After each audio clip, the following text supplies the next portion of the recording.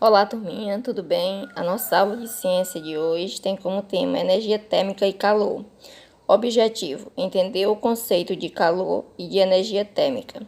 Compreender como se dá a propagação do calor por condução. Vocês já ouviram falar em energia térmica?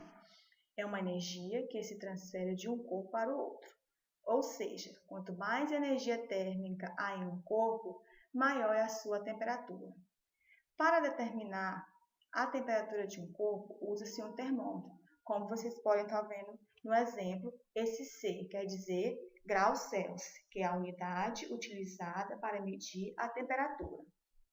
Vamos a alguns exemplos de termômetros. Temos o clínico digital, que é usado em hospitais para medir a temperatura de um corpo de pacientes.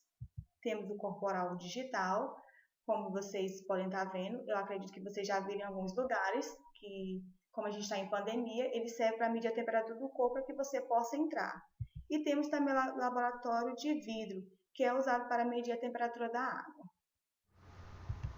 O calor é a energia que é transferida de um corpo para o outro, quando existe uma diferença de temperatura. Vejamos exemplo. O ato de ferver a água nada mais é que a transferência de calor da chama para a água. Exemplo. Quando sentimos frio, na realidade estamos sentindo a perda da energia térmica. Vejamos o exemplo. Descrito abaixo, temos uma pessoa com a temperatura corporal, que é 36,5 graus Celsius.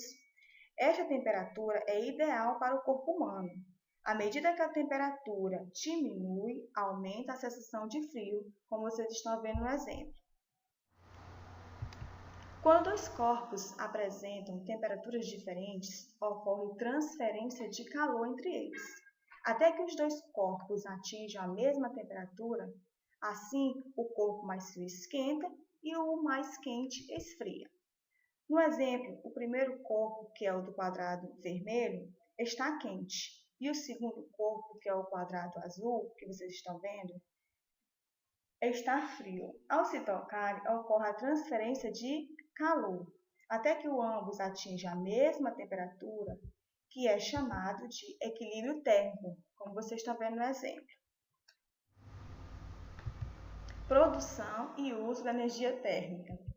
A energia térmica pode ser obtida aproveitando a luz solar ou queimando-se diferentes materiais combustíveis renováveis ou não renováveis. Por exemplo, as usinas termoelétricas utilizam a queima de materiais renováveis ou não para a produção de energia.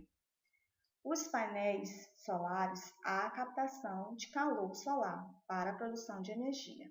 Bom, eu espero que vocês tenham entendido a nossa aula de hoje. Mantenha-se aquecidos e até a próxima aula. Bons estudos e não esqueça de resolver a atividade.